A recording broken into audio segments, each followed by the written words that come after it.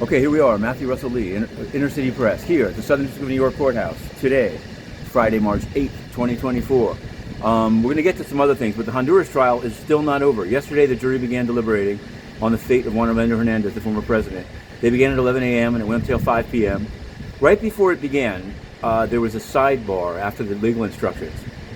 And Inner City Press learned, after the day resulted in no verdict, that at the sidebar, one of Juan Hernandez's lawyers, Mr. Stabile, said that he wanted, that he should have cross-examined Ms. Tall about the volume of trafficking in Honduras, that he'd learned stuff overnight. So Judge Castell asked, how'd you learn it?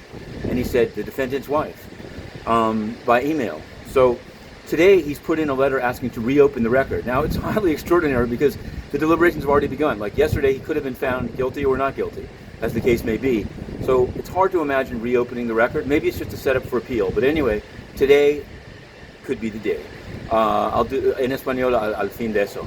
The Trump, we're going to stay away for now. We're going to stay on the legal front of the Trump docket, in which Alina Habba's request for Trump for an administrative temporary stay of the $83.3 million verdict for Eugene Carroll was denied by Kaplan.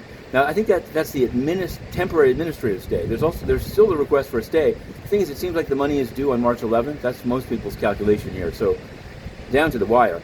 In a separate case in which, well, a subpoena has been issued, at least for Jared Kushner, in an employment-related case as to the Trump campaign in the past, and you can find that all on Inner City Press. Yesterday morning, after our vlog, we managed to get questions to the IMF. The IMF called on us on WebEx, and we asked about New York Community Bank and also about a law in Ghana. Then we turned around and asked the United Nations the same question about Ghana. It's really a softball question for them. It should be right in their wheelhouse. And they didn't even answer. And you know what it is? The UN is totally corrupt.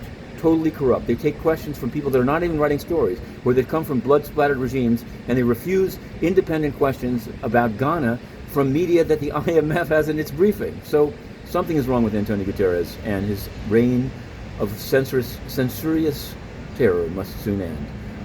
En el juicio de Honduras, ayer empezó el jurado y no ha terminado. Hemos aprendido algo después de ayer. El abogado Stabile, en un sidebar que no hemos escuchado, dijo que quería hacer más preguntas sobre de cuánto cocaína fue traficado en Honduras, porque aprendió algo por la noche. Entonces el juez preguntó, ¿cómo lo aprendió? Por un email de la esposa del defendiente.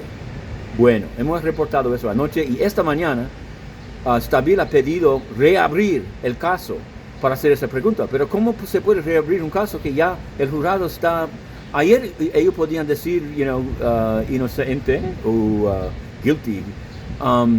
Entonces no creo que se va a reabrir, pero quizás van a apelar. No sé, yo no sé. Es un caos, pero vamos a entrar a continuación. Inner City Press.